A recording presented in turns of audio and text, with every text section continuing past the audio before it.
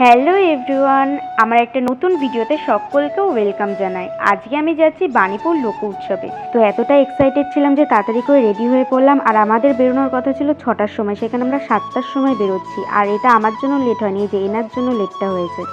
আজ পর্যন্ত কোনো সময় এনাকে ঠিক টাইমে আসতে দেখলাম না। সে যাই হোক, বকবক করতে করতে পৌঁছে গেলাম বাণীপুর লোক উৎসবে।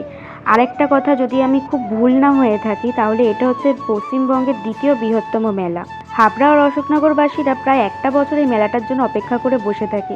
এই মেলাটা তাদের কাছে একটা উৎসবের মতন। সামনেই যেহেতু মাধ্যমিক আর উচ্চ মাধ্যমিক পরীক্ষা, তাই এই বছরের মেলাটা একটু তাড়াতাড়ি শুরু হয়ে গেছিল। আর 2024-এ প্রথম ঘুরতে যাওয়াটা আমি বাণীপুর মেলার থেকেই শুরু করলাম। মেলাতে এসে যে আর কিছু কিনবো না, এটা কি কখনো হয়? তাই এখান থেকে একটা কানের পছন্দ হলো, তো সেটা কিনে নিলাম।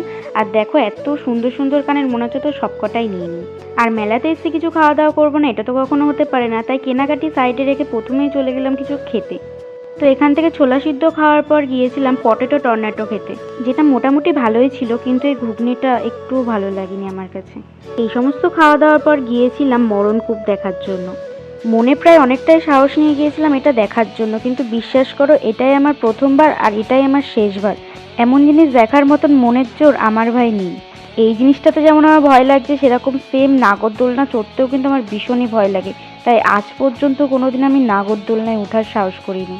মেলাতে একটু ঘোরাঘুরি করার পরেই চলে আসলাম তার ঠিক বিপরীত দিকে এই এক্সিবিশনে। আর এখানে এসে দেখলাম লাইন দিয়ে পাঁপড়ের দোকান বসেছে, আর এই পাঁপড়গুলো খেতে কিন্তু আমার বেশ ভালো লাগে। আর শীতকাল মানে তো জানোই যে পিঠে খাওয়ার সময়। আর দেখো, এখানে কত রকমের পিঠে বসেছিল।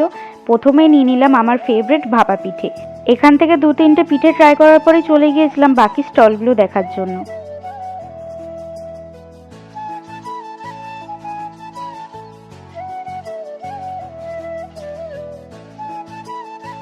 তারপরে চলে গিয়েছিলাম এই সবজিগুলো দেখার জন্য। বাণীপুর মেলার এই কৃষি প্রদর্শনী কিন্তু দেখতে আমার বেশ ভালো লাগে। ব্যাস, এই বছরের মতন আমার মেলা দেখা একদম কমপ্লিট হয়ে গেছে। এবার বাড়ি যাওয়ার পালা, কারণ অনেক রাত হয়ে গিয়েছিল।